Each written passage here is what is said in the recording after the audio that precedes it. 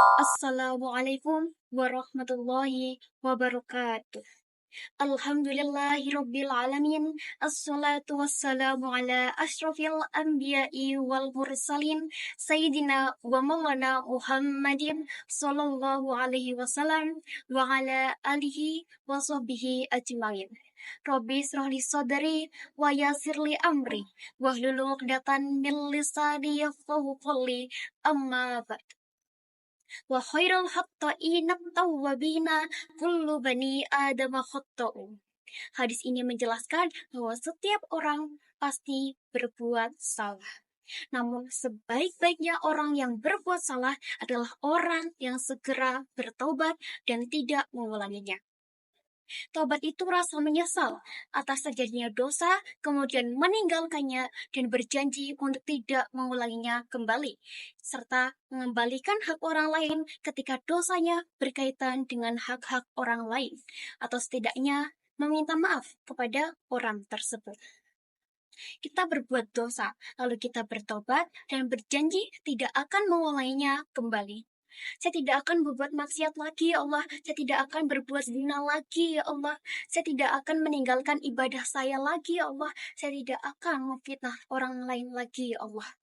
Tobatkanlah semua hal tersebut, kalaupun setelah itu kita berbuat kembali. Bagaimana jika kita sudah bertobat, lalu kita berbuat maksiat lagi?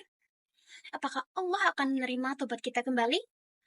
Menurut Quran Surah An-Nisa ayat 17, orang-orang yang mau kembali kepada Allah dengan tobat itu, maka lakukanlah ketika ia sadar bahwa ia salah dan segera bertobat. Sesungguhnya Allah masih mau menerima tobat kita walaupun kita sudah bertobat dan bermaksiat lagi. Jadi terus bertobat, terus bertobat, terus bertobat sampai kita merasa di titik menyesal atas terjadinya maksiat yang sudah kita lakukan. Makanya disebutnya dengan tawab. Allah menerima tawab dan hambanya menghadap tawab. Sesungguhnya Allah sangat mencintai orang yang bertobat. Ada di surah Al-Baqarah ayat 222. Innallaha yuhibbut tawwabina. Sangat mencintai orang yang bertobat. Salah tobatin lagi, sampai kita merasa di titik jenuh dalam bermaksiat dan kembali untuk bertobat. Nah, bagaimana caranya agar terdorong dan kuat pengaruh tobatnya? Pertama, para ulama mengatakan ketika kita terdorong untuk berbuat maksiat karena syahwat itu, pikirkanlah atau bayangkan pada saat itu kita diwafatkan oleh Allah. Insya Allah cara ini bisa untuk mencegah perbuatan maksiat. Yang kedua apa? Yang kedua, cari sohbatun solihin. Bergaul dengan orang-orang yang solih untuk menghindari lingkungan tadi. Jika tayangan, hapuskan atau hilangkan tayangannya, ganti dengan yang baik. Bacaan, mulai hilangkan. Bacaan yang buruk, mengganti yang baik. Selanjutnya apa? Selanjutnya, sholat. Sholat justru kuncinya. Inna sholatan tanha 'anil fahsya'i wal munkar. Nah, syahwat itu munculnya dari fahsya. Pornografi, porno aksi, LGBT, kata-kata yang jorok, dan lain sebagainya, itu dari syahwatnya fahsya.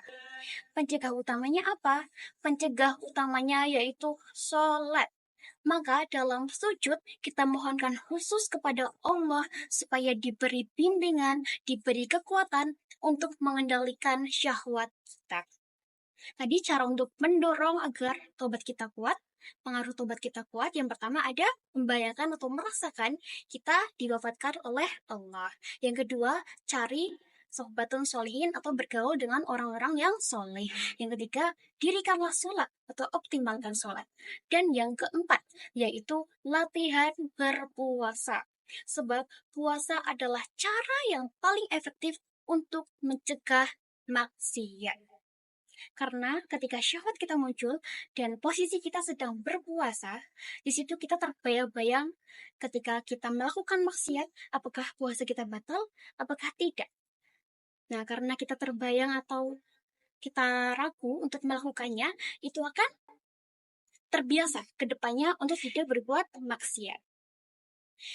Demikianlah sedikit ilmu dari saya mengenai taubat. Apabila ada kekurangan dalam penyampaian saya mohon maaf ya setulus-tulusnya. Akhirul qawli, billahi taufiq wal hidayah. Wassalamualaikum warahmatullahi wabarakatuh.